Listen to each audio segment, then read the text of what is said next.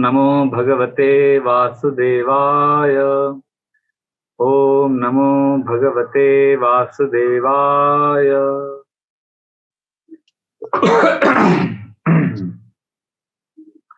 नारायणं नमस्कृत्यं नरं चैव नरोत्तमं देवीं सरस्वतीं व्यासं ततो जायामुदीरयेत्।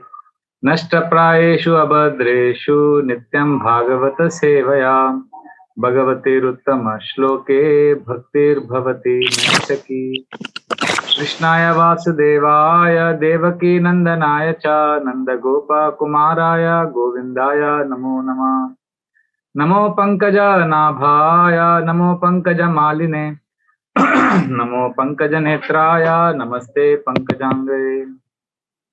ओम अज्ञानतिमिरन्धस्य ज्ञानाञ्जनशलाकया चक्षुरुन्मिलितं येन तस्मै श्रीगुरुवे नमः।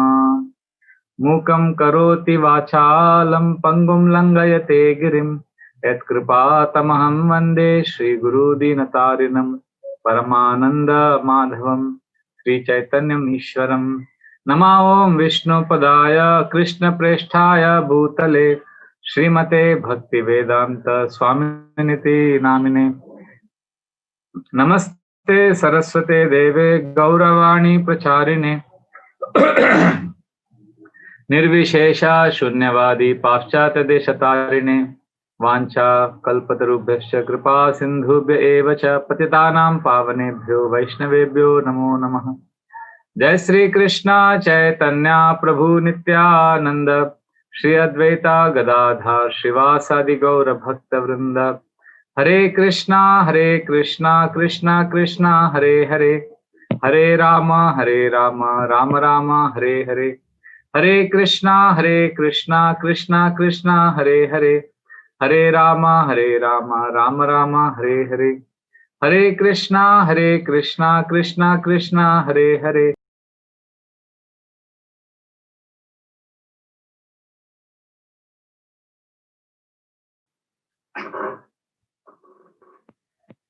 Hare Krishna.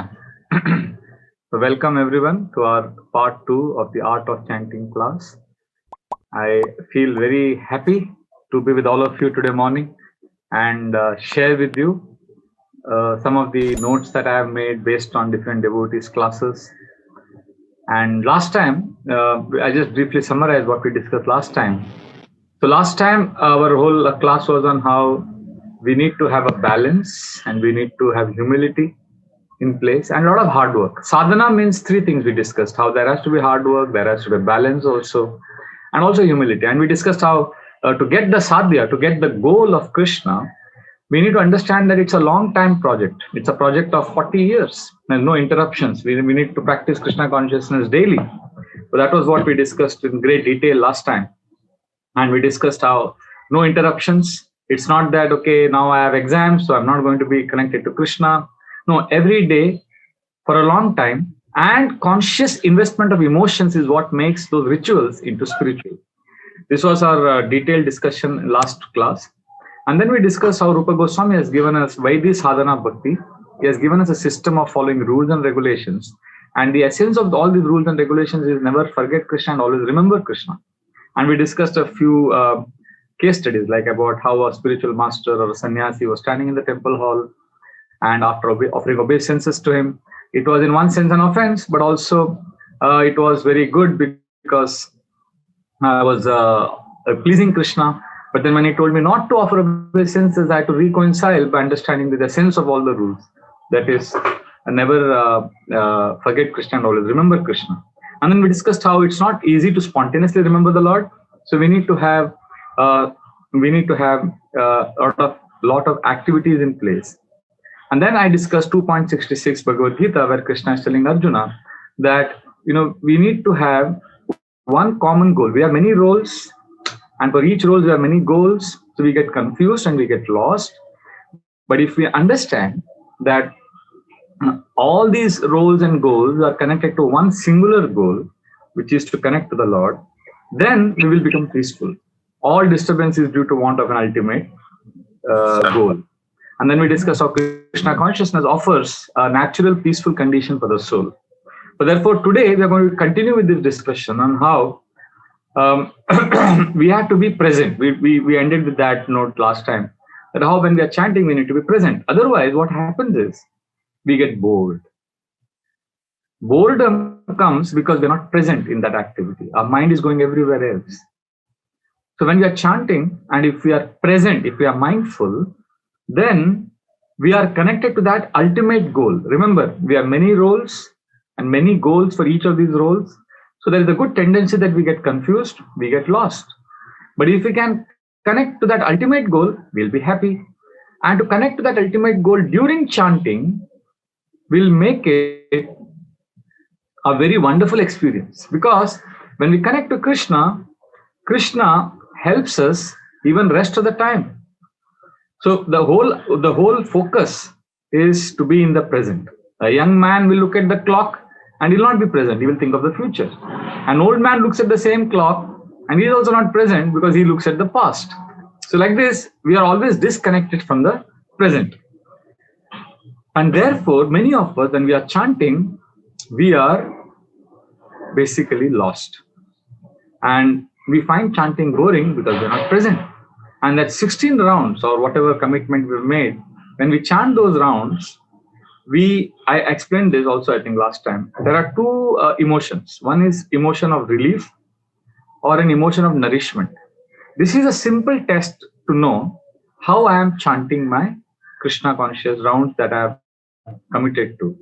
So if after completing my 16 rounds or 8 rounds or whatever we have vowed, if our chanting gives us a sense of relief, then it may not be the best chanting. But if you feel nourished, we discussed this in great detail last time, and how Gurujan Prabhu has given us a beautiful technique in his book called Japa, where he speaks about listening to one Mahamantra. In fact, not even listening to one Mahamantra at a time, but making the focus as one Mahamantra. That's it. The one I'm chanting now. We make a sankalpa that I am going to listen to this one Mahamantra. And then I listen to that Mahamantra. Hare Krishna, Krishna, Krishna, Hare Hare. Hare Ram, Ram Ram, Hare Hare. So when we listen to the holy name, our mind immediately touches Krishna. And that touch of Krishna to our mind, to our soul, purifies our existence. And we experience the joy of Krishna connection. So our entire focus as devotees, as spiritual practitioners, is somehow or the other, we need to be present. We need to ensure that whatever round I'm chanting, it could be 4, 8, 10, 16, whatever, can we endeavor to simply listen and be with the Lord, allow Krishna to touch our minds. If we can do that, then Krishna consciousness will appear to be a wonderful process, a happy process.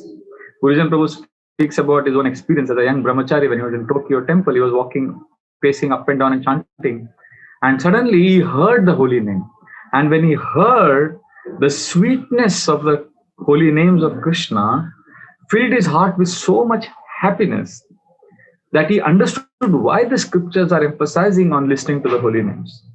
And therefore, we need to understand that listening means being present, and this is the opposite of thinking. We have a thinking disease or a thinking addiction, constantly analyzing, constantly thinking, and that's why we are not present.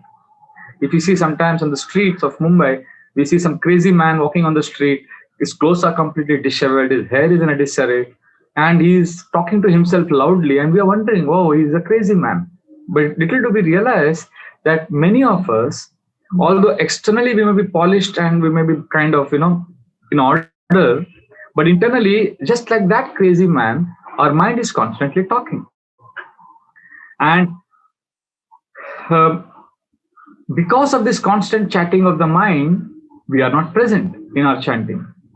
And the worst part is when we realize that the mind is wandering everywhere and we want to come back to the present and we listen to the holy name, then suddenly the mind again speaks and again mind comes through the back door by telling us, oh, how will this chanting help you now? I'm always wandering. The mind is always wandering. So first the mind pushes us to betray our own values.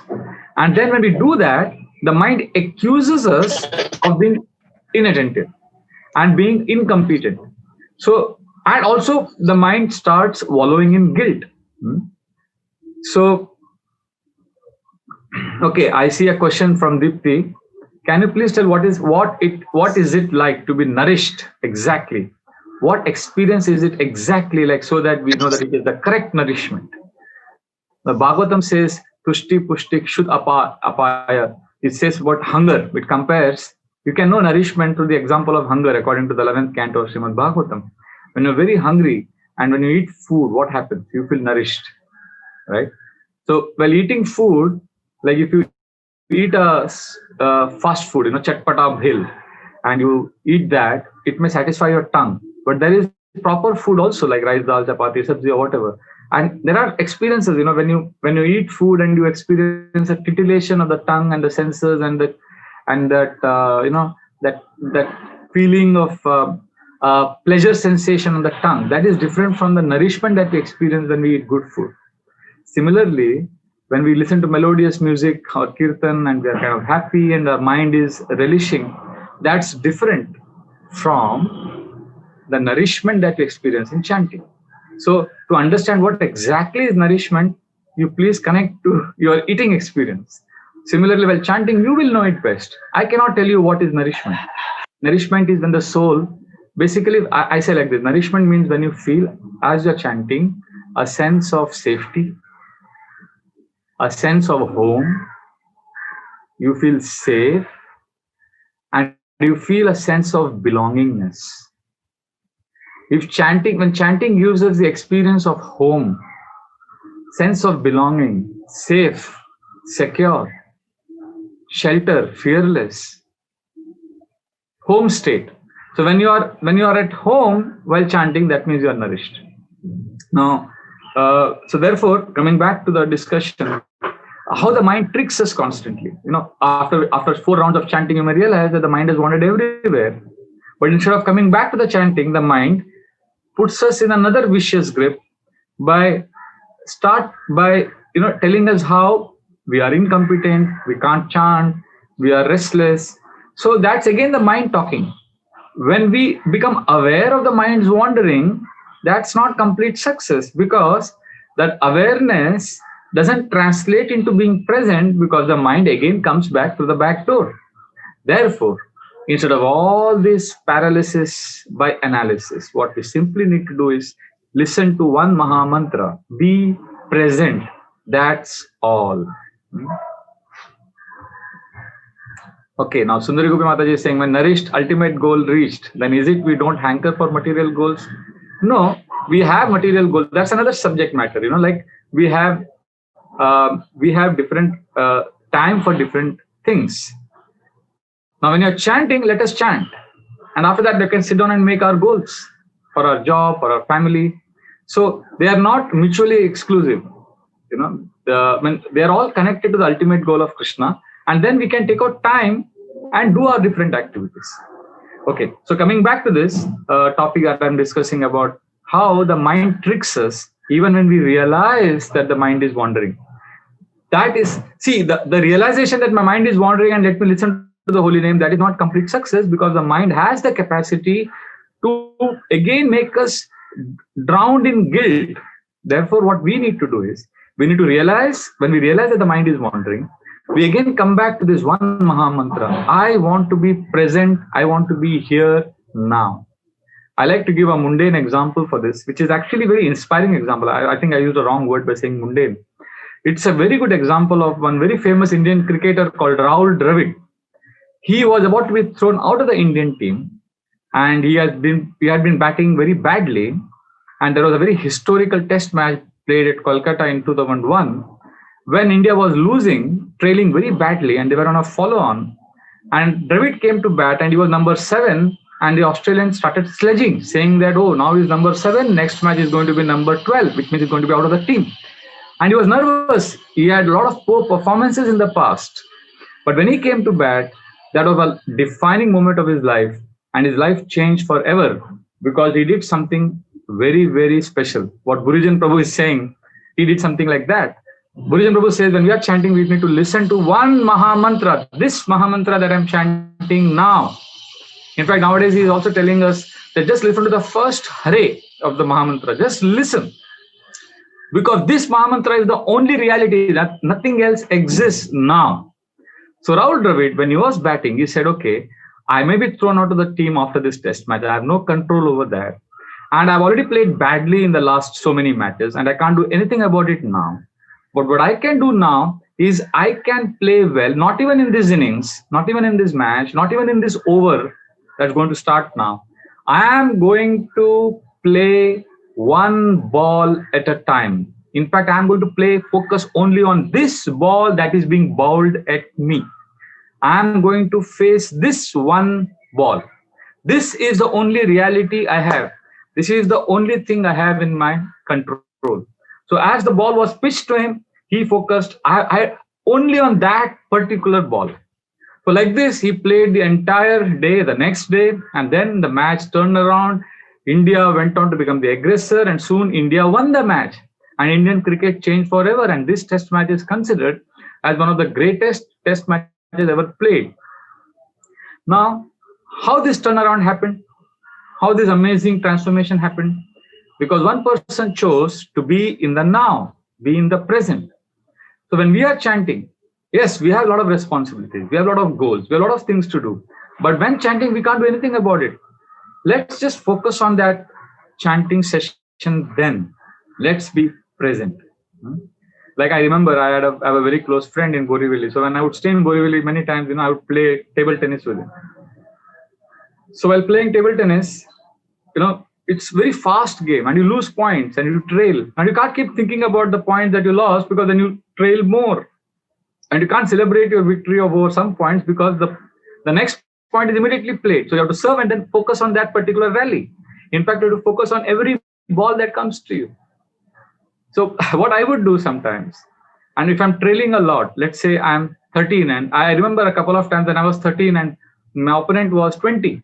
Means he just was 1 point away from winning the game, and I had 8 points to catch up, but still I managed to come back and win.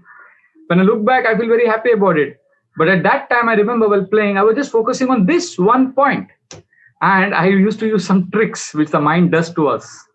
I would sometimes appreciate him. Wow, you're playing so well, and you're so good. So when he was leading, when I would appreciate him, and then I saw he was distracted, and then I could catch up. So that's how the mind does. When we are doing well, the mind will say something. When we are doing bad, the mind will start saying things like, you're not good. So always the mind has some tricks up the sleeve. Like I had some unique tricks to distract my opponent from winning against me. Similarly, when we are trying to win against the mind and chant attentively and come closer to Krishna, the mind will keep doing something or the other. Therefore, the only solution is, just like in a game of sport, just like in a sporting game, we have to focus and be on the present. We need to be focused on our present chanting of this one Maha Mantra. And this, when we do, this is called as what the scriptures glorify as Nama Bhas chanting, or almost pure chanting. And that all depends on being present, being here now. Just be present. Last year, I heard that, see why this is important now, because I gave a couple of examples from sports.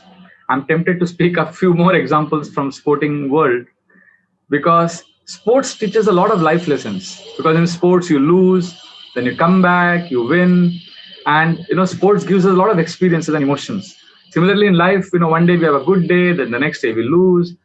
So it's not simply Rahul Dravid's example or a simple game of table tennis, but we see that the mind will constantly harass us. And if we're not attentive to be in the present, we will be deprived of amazing success that lies ahead of us. And one classic example I can think of is the example of Monica Seles. She was from Yugoslavia, the former Yugoslavia, and she was a young 16-year-old girl when she won her first Grand Slam tournament. I remember I was in school and we were all fascinated that, at such a young age, somebody could win a Grand Slam tournament. And at that time, the world number one was Steffi Graf, and she was the undisputed world number one. She was winning so many Grand Slam tournaments. And here comes a young girl who starts challenging her supremacy and starts winning. She won almost 10 major tournaments before she was 20. At the age of 19, she had more than 10 major tournament victories, and she was the world number one for 2 years. So everyone said that if she continues like this, if she just plays tennis for another 10 years, she would be the greatest tennis player ever. Because that was obvious. The age was on her side. Her talent was hers. Her success was hers. And she was doing phenomenally well. So there was no way that she wouldn't become the all-time greatest tennis player ever. But what happened? Steffi Graf had a fan. Steffi Graf was from Germany. So this fanatic madman who claimed himself to be the greatest fan of Steffi Graf was so upset that Monica Seles was going ahead of Steffi Graf that in one particular tournament when Monica Seles was playing and she was taking a break, after every 2 games in tennis they have a break for a few minutes where they drink and they just relax and they recharge their battery. So as she was sitting in the chair and she was getting up to go for her next game, this fanatic madman came from behind with a dagger and stabbed her, and she fell down. And then, of course, this man was, caught, arrested. Meanwhile, Monica Seles was badly injured. She was in the hospital for many weeks, and she had a close shave. She escaped. After 2 years, she started playing tennis again, and she even went on to win a Grand Slam tournament. So after 3 years of this accident, this attempted murder and attempted attack on her, she was attacked so badly, but still she managed to come back and even go on to win one Grand Slam tournament. But she was internally devastated. Her mind, she wrote an autobiography also later. Her mind started troubling her because she saw that this man escaped unharmed. She saw that the tournament went on, although she was attacked, the tournament went on. Nobody stopped the tournament, and Steffi Graf went on to win the tournament. And then in the following months, action was not taken against this man, and he was released from the jail as a mentally unstable man. So she was so devastated at his injustice, and she went on binge eating, and she started getting into depression. So then she put on a lot of weight. But again, she came back. She tried to fight hard, but her mind was weakening. Although physically she had become completely all right, the fact that she won another Grand Slam tournament after this accident proves that she was physically all right. But her mind was troubling her. And that trouble prevented her from attaining that success which was promised to her or which was available for her. In fact, today, whenever anybody talks about Monica Seles, they only talk in terms of what might have happened, what could have happened with her, how glorious she could have been. That might have been is what people talk about when they talk about Monica Seles. So she retired at the age of 30 or 32, but she couldn't attain the great heights that was promised or that was thought of when people spoke about Monica Seles before the accident. So now I know it's very easy for me to speak and comment on this traumatic accident which showed the cruel side of sports, but I have not gone through that, so it's easy for me to comment on it. But I want to speak about a principle here of how the mind, see, we can all go through such accidents. I remember, I think many years ago, one of our ISKCON leaders was in Barcelona airport, and suddenly a madman just came to him and attacked him with a knife and stabbed him on the stomach, just like that. So the point I'm trying to make is what happens when, what accidents, what tragedies, how the life would treat us. We have no control over it, but we have our minds with us.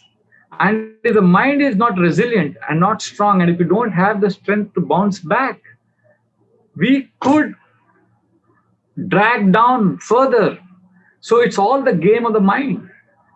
So Monica Seles, now it's easy for me to say, I know I have no authority on this, but still at the same time, it's a principle, it's a fact that she can do nothing about the past and she can do nothing about the future.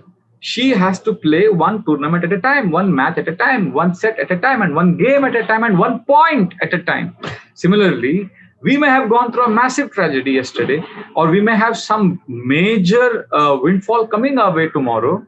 But what we have now is the present moment. And if I can simply be here and now, and if I can listen to one Maha Mantra, then what happens? Then I'm touching Krishna with my mind, with my soul, with my heart. And that connection with Krishna is what is called in the scriptures as almost pure chanting, or it's also called as Nama Bhas chanting. So when we endeavor to listen to the holy names, when we listen, that is called Nam Abhas. Abhas means a reflection. Nam means pure holy name. So the reflection of the pure holy name is when we endeavor to listen and be present. And this is the actual meaning of Sankirtan. Have you heard this word? Sankirtan. ISKCON is a Sankirtan movement, which means in ISKCON, we give number one importance to Sankirtan. And when you ask people what is Sankirtan, they say Sankirtan means Sang mein ana and Kirtan karna. Coming together and chanting the holy names is called Sankirtan, right?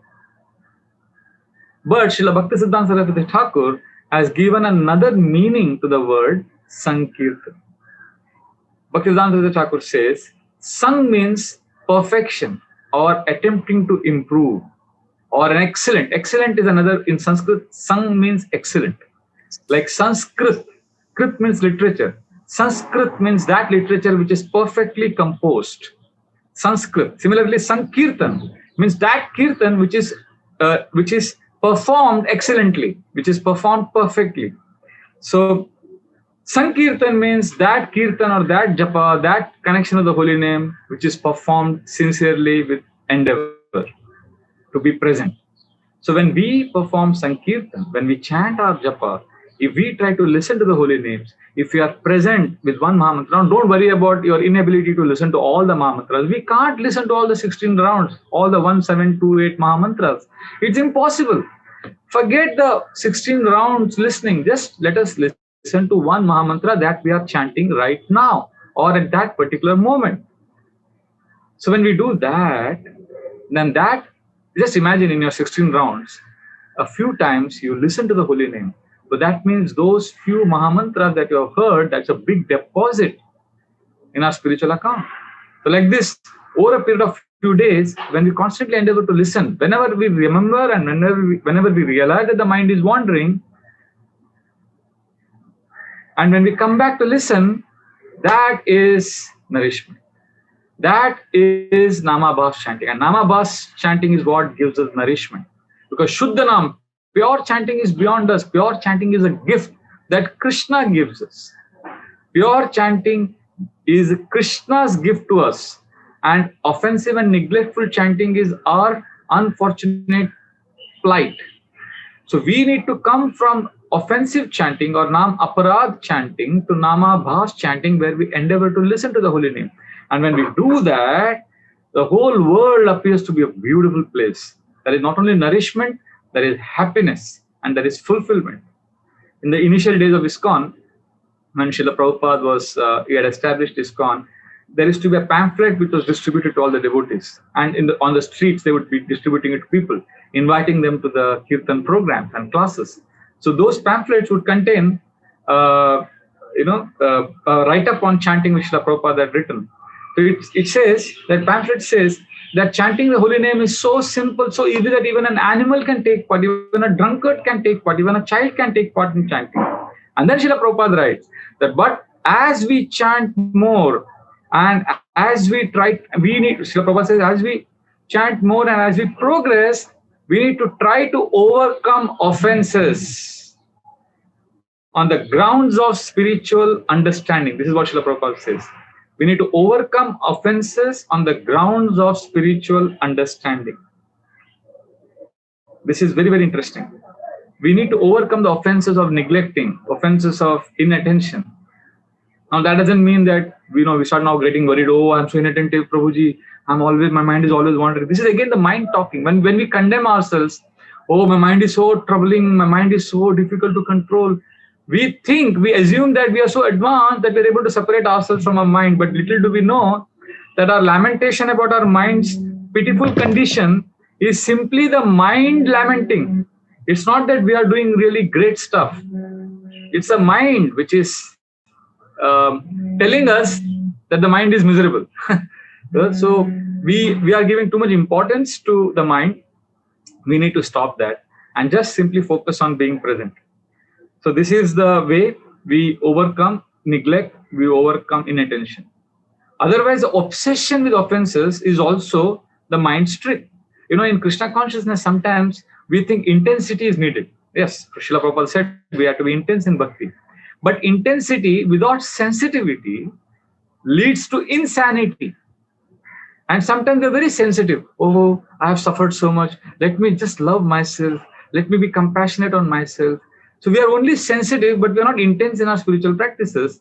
When there is sensitivity but no intensity, then there is laxity or laziness. But when there is intensity but no sensitivity to ourselves, when we don't take care of ourselves, that intensity leads to madness or insanity. Because we can't control the holy names. We can't force pure chanting. It's beyond us. It's a gift that Krishna gives. So therefore, we are intense in our spiritual practices, but we're also okay. We're also sensitive. Okay, my mind wandered. I'm chanting for 2 hours today, but first 1 hour, 40 minutes, my mind was wandering everywhere. And now I realized, fine, now let me be present now, because I can't bring back that 1.5 hours. No, I can't bring back the 14 rounds that I've chanted. Again, it's gone. So don't worry about it. Now, this mantra which I am chanting, let me be present. So this is called a sensitivity, not brooding over, some scriptural statement regarding offenses. And, Prabhupada said, if you are inattentive and if you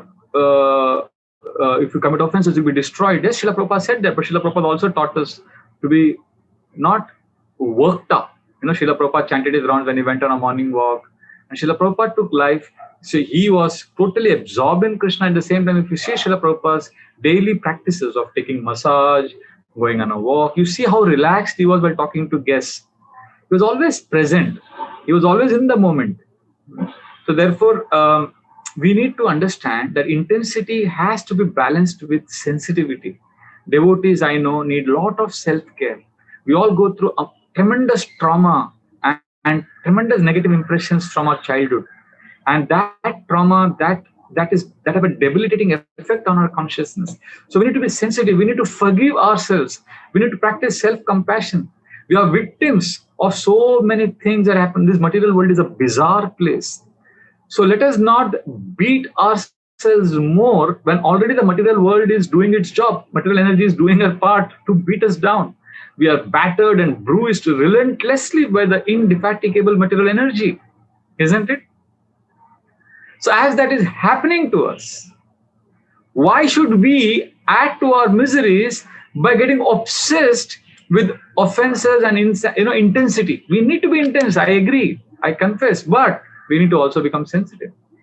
Like offenses are mentioned in the scriptures. Now, offenses mentioned are not to scare us and not to make us intense in a negative way. It is given so that we become aware and we navigate ourselves safely in this material world. Sometimes we become so obsessed with these offensive statements that we get into, things like, we get worked up. Like I'll give an example. When you're going on a highway and then you have to go through the Ghat section when you're driving from Mumbai to some outstation like Pune, when you go through not to the freeway, not to the expressway, but when you go to the Ghat section. In the Ghat section, you will see that there are signs put at different places: drive slow, a village ahead, school ahead, please drive slow. So at different places, when you find these notices, or dangerous curve ahead. So when accident-prone area. So when you see those notices put up at different places, what do you do when you're driving your car? Do you ignore it and continue to drive fast and recklessly? Or do you get so obsessed? Oh, it says, oh, there is a dangerous curve ahead. What do I do? There is a dangerous curve ahead. It is very, very dangerous. Or do you sit and brood over that? Or do you ignore it and drive fast? No, what you do is you see it, you are aware of it, you take cognizance of it, and then you slowly navigate yourself. Similarly, when you read about offenses, when we read about the prohibition, when we read about the restrictions in scriptures, we understand, okay, this is not healthy, fine, and slowly navigate ourselves. Not that we neglect those instructions given in the scriptures, and it also doesn't mean that we get so obsessed with them, because we need to understand we are living in the year 2020 when people are going through such an amazing evolution of their consciousness, or you could say devolution, and so many things, so many impressions and samskaras are affecting us from childhood. Given this background, we have no hope, because the mind will batter us, the material energy will hit us hard. So what we can do is simply live in the moment, chant our rounds as if there is no future, as if there is no past. When we are chanting, we don't plan. We simply listen. And when we do that, that is called Namabhas chanting. And that chanting will take our Krishna consciousness to the next level. Because Namabhas is like coming to the first floor. See, Krishna is on the second floor, we are on the ground floor. So to go to Krishna from ground floor, we need to come to first floor through the stairs, to the steps. But from first floor to second floor, there are no steps. There is no elevator either. From first floor to second floor, how do we go? Krishna is in the second floor. And there is no lift. There is no stairs. How do we go? Simple. Krishna will lift us from the first floor. But Krishna will not lift us from the ground floor. Ground floor is offensive chanting, neglectful chanting, inattentive chanting. So from 0, we come to level 1 by our endeavor, by being present, listening to the holy name. And then Krishna becomes happy with us, and whenever he chooses to, he will pick us up from level 1 to level 2. But from our side, we need to show our sincerity by coming from level 0 to level 1. So this is Namabhas chanting. Namabhas chanting is an attitude. It's the desire, it's the aspiration to listen to the holy name. And we can't listen to every syllable every time. The mind will 100% wander. That's all right. But when we remember, when I realize that my mind is wandering, what do I do? What is my attitude? What is my aspiration? Do I come back and do I listen? That is Namabhas chanting. That attempt, that endeavor to connect to the Lord's holy name is Namabhas chanting. And therefore the foundation of the greatest art of chanting Hare Krishna, or the greatest technique of chanting, is when we are present. And present means listening to one Mahamantra. And listening to one Mahamantra basically means it is Namabhas chanting, or almost pure chanting. So the entire essence is being in the now, being here. So when we are present with the holy name, we will relish Krishna consciousness. I'll give an example. I remember one of our neighbors here, Radha Gopinath Prabhu, one of the senior most devotees in our temple, who's been in the ashram for the last 32 years.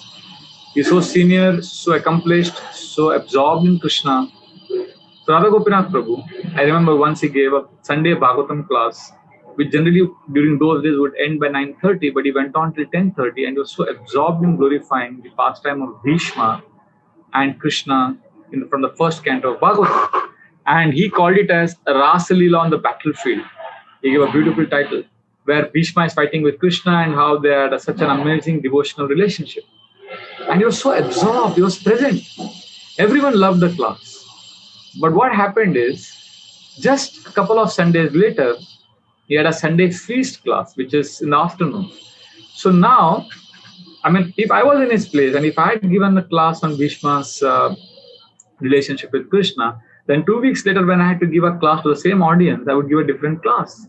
But Prabhuji was so absorbed and he was so intensely relishing this particular chapter that 2 weeks later, when he had to give the Sunday feast class in the afternoon, he spoke the same pastime.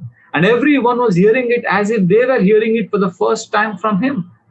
I mean, the whole time I was thinking, what is this? What is it doing? It's amazing. He was relishing it. He was in the moment. He was present. So these are advanced devotees. They relish, they enter, they are in the present. They discuss the pastimes not simply because it's some ritual, or they don't say Krishna's pastimes or stories because, I have to say this. Nothing is a drudgery for them. It's all about relishing, absorption, and being in the present now. When I'm chanting, this one Mahamantra is what I have. I'm present. I remember one particular year, I think it was the year 2009 or 2008. I don't remember which year. That year, I heard Radhanath Swami give class. He would give different classes at different places, and he would give Sunday Bhagavatam classes in temple. So I remember seeing him in one particular year speak this story of Lord Chaitanya Mahaprabhu and the milk drinking Brahman pastime. So how there was a Brahman who was drinking milk and he was wanting to see Lord Chaitanya's dance, and Lord Chaitanya got angry with him. It's a simple, small, sweet pastime, and which shows the importance of humility. And we have all heard this pastime hundreds of times, and we know it. And we can give a seminar on that, and the 5 lessons from this pastime, or the 10 lessons, or we could give acronyms. But Radhanath Swami spoke in one particular Sunday Bhagavatam class that particular year. He spoke in great length that story, that pastime, and we all heard it. And next Sunday was his Bhagavatam class, and next Sunday he spoke the same pastime again. And during the entire year, he gave Krishna Katha different places. Each place he would speak the same pastime a little differently, but by being present, he was absorbed. Now, speaking the same story at least 10 times in 1 year is very, very unlikely. No preacher would do that. But only if somebody is above a preacher, in the sense somebody is absorbed in Krishna, he could do that. Somebody is relishing Krishna Katha, he can speak the pastime again and again. So, generally, I would think, we think in terms of acronyms, new lessons, new something new. We always want to give something new. But as you get older, we realize there is nothing new to be learned more. We have to simply be present with Krishna, and that will take care of everything, because that will help us come from 0 to level 1. And when we are at level 1, Krishna consciousness appears to be a beautiful process. Right now we may be depressed, we may find Krishna consciousness difficult. All that is because we are not present with Krishna. I remember one particular year, there was a Nityananda Trayodashi festival, and His Holiness Radhanath Swami Maharaj gave a class to more than 1,000 devotees, attendees. And it was in the night. The program got over at 10 in the night. He gave, I think, 3-hour class, intense class on Lord Nityananda. And all those pastimes we all have heard many times. But he gave a festival class with great absorption. And in the night he asked me that how is Jananivas Prabhu? Jananivas Prabhu was that time staying in the temple, but he had got malaria, and that time we didn't have Bhaktivedanta hospital. So he was admitted in one nursing home near Worli area. So I told Maharaj that he's recovering, but he's very weak and he's in the hospital. So Maharaj said, tomorrow morning we'll go and visit him. The next day morning we drove to the clinic there, and when Radhanath Swami entered the room of Jananivas Prabhu was lying on the bed, and then they spoke for a few minutes, and then he sat on the bed next to Jananivas Prabhu, and Jananivas Prabhu said, oh, yesterday was Nityananda Trayodashi festival in the temple, did you give class? And Maharaj said, yes. And then Jananivas Prabhu asked him, what did you speak? And then Maharaj said, do you want to know what I spoke?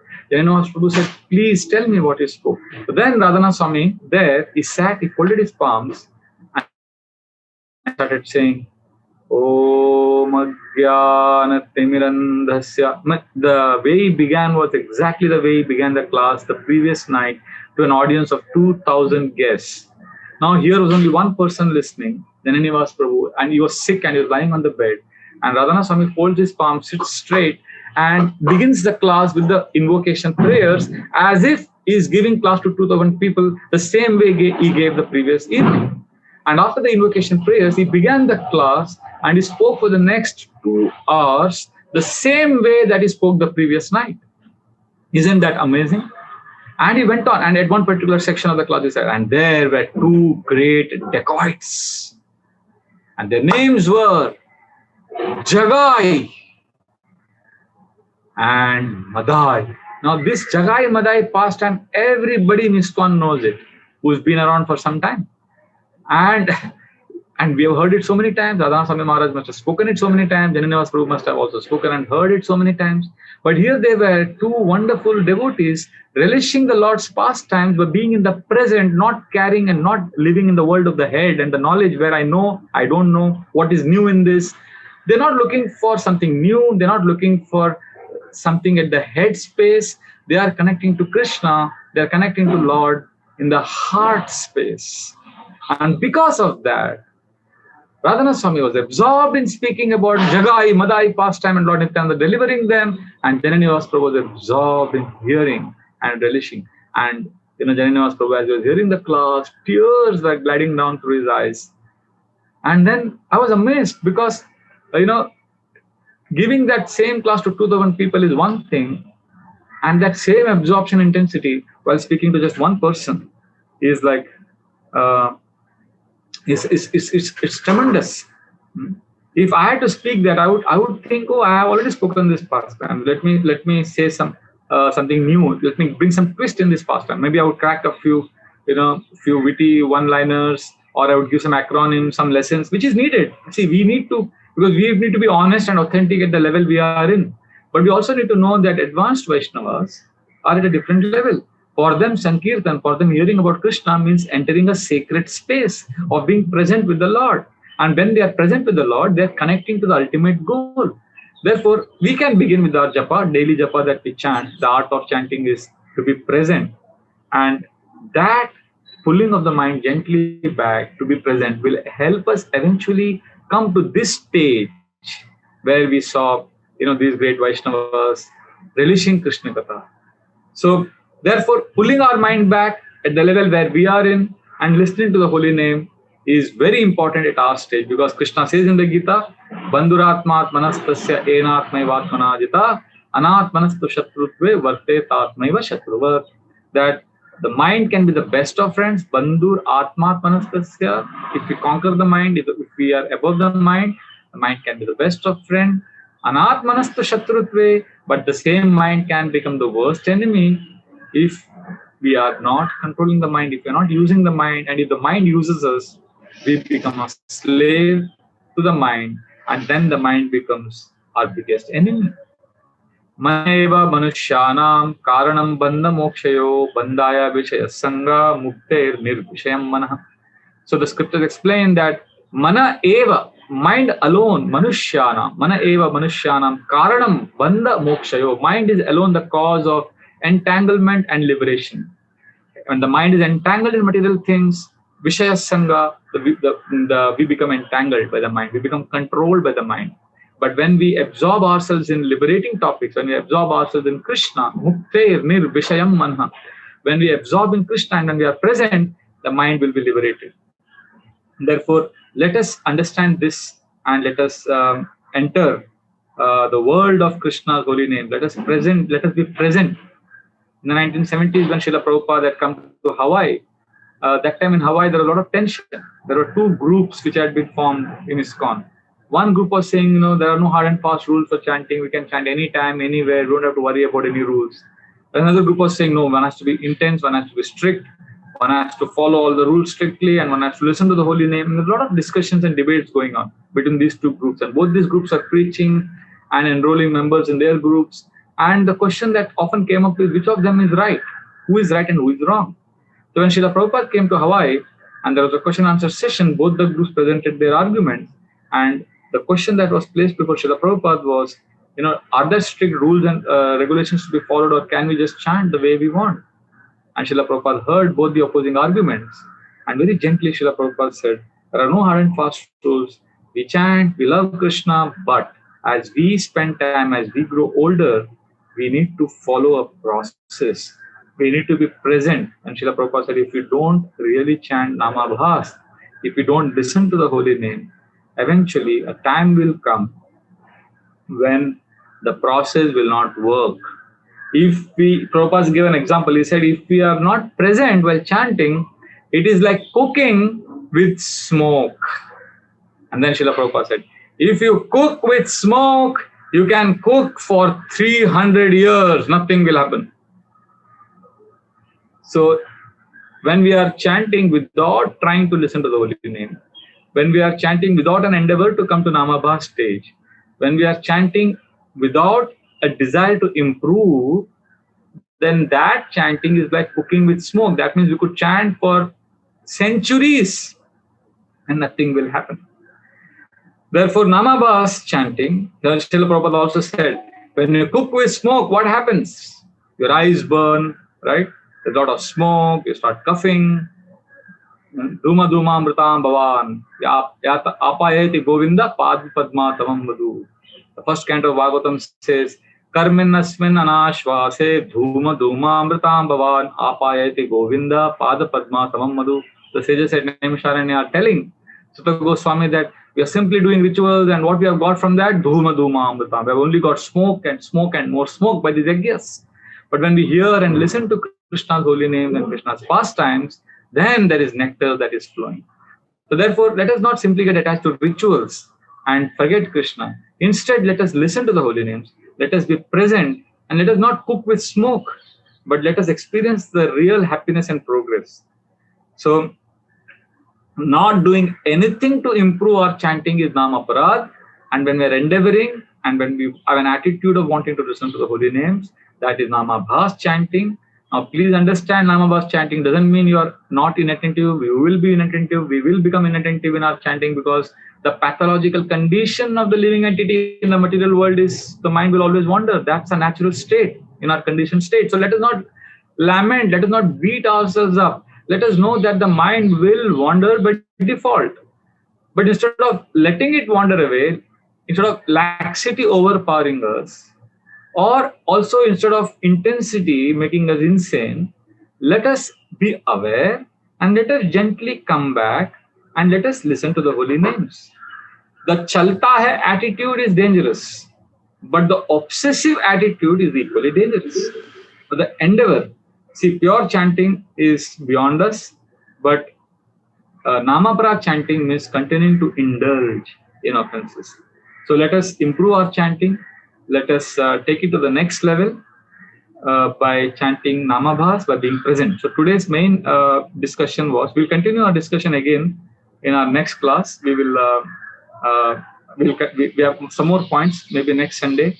We will do the part 3 and the final part of Art of Chanting Hare Krishna. But today we have completed, from 8 o'clock we started the class today. In the last 55 minutes, we discussed the importance of being present, being here, being in the now. And that is called Namabhas chanting, where Namabhas chanting means trying to clear the heart of all offenses. We read 10 offenses to the holy name, and then we say, it is also an offense to be inattentive while chanting. Every devotee who claims to be a Vaishnava must guard against all these offenses in order to achieve Krishna Prem. So therefore, we want to endeavor to remove these offenses. That endeavor to remove the offenses is called Namabhas chanting. So today's main message was, let us have Namabhas chanting as our default setting. Let us always try to listen to the holy names, and that will help us please Krishna and come from the ground floor to the first floor. And once we are there, we wait for Krishna to give us this beautiful gift of taste, or Krishna Prem. Taste for chanting is beyond us, but enthusiasm for chanting is what is in our control. So when we show Krishna our enthusiasm, Krishna being pleased with us will definitely give us the gift of taste. But until he does that, we show our enthusiasm to Krishna. So this was the discussion that we had today. I sincerely thank all of you once again, and please know that hearing and chanting is the foundation of Krishna consciousness, and that hearing and chanting, which is founded on a service attitude, is what will help us experience the joy of the process of Krishna consciousness. So I wish you all the best and eagerly look forward to meeting you again next week. Hopefully, I don't know, I can't say as yet about next week, but we will definitely meet again. Once again, my sincere gratitude. Thank you very much. Hare Krishna. Thank you, Prabhupada.